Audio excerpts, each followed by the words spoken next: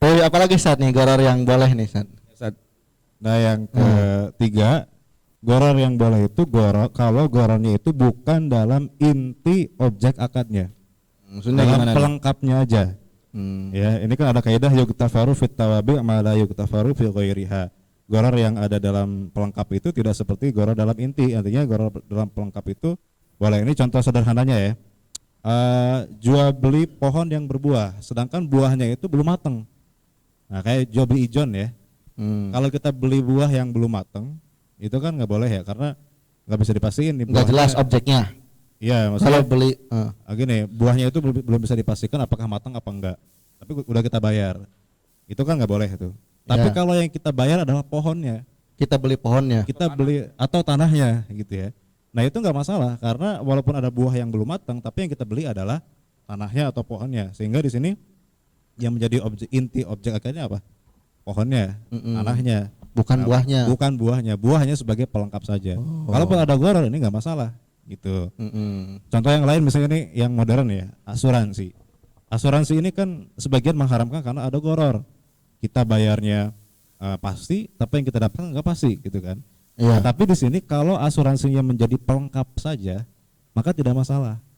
Contoh misalnya kita beli tiket pesawat, sudah include biaya asuransi. Nah haram atau halal tuh? Nah itu kan asuransi hanya sebagai pelengkap. Jadi tidak masalah karena objek akadnya adalah tiketnya. Oh gitu. Sama kalau kita kirim barang berharga elektronik itu kan harus pakai asuransi ya. Iya. Nah itu kan boleh atau enggak tuh?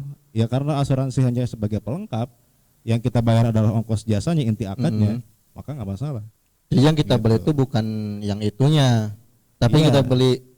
Jadi gorornya itu bukan di intinya, Iya. jadi pelengkapnya Di inti yang saja. kita beli bukan itu ya. Betul. Baik. Jadi gini, nikah sama janda kaya. Itu kekayaannya itu tambahannya Ya, tambahan. gitu loh, bonusnya. Bonusnya. Yang intinya jandanya itu. Saya contohnya kemana aja nih?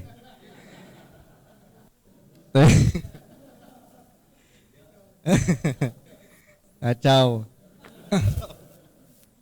Coba saya nih ada syar'i nih, maksudnya apa nih syarat nih?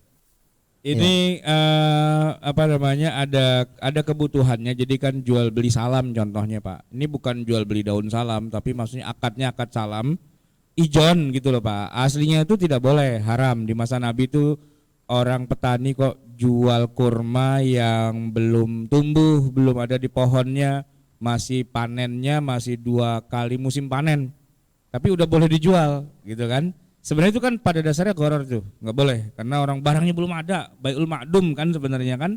Nah, cuman kata Nabi begini, karena udah ada kepastian bakalan panen dan sebagainya, nah tinggal diatur aja biar volumenya dipastikan berapa besarnya atau berapa beratnya dan kapan mau diberikannya itu dipastikan waktunya. Asalkan jual beli ijon yang begitu tuh sudah memenuhi kriteria, nah maka jadi boleh. Ini kan ada hajat, ada kebutuhan karena untuk beli kurma pada musim panen, pada saat musim panen kita beli kurma itu bisa jadi nggak kebagian ataupun kalau ada harganya mahal banget. Ya. Maka belinya dari 2 tahun sebelum panen, dibayar udah sah.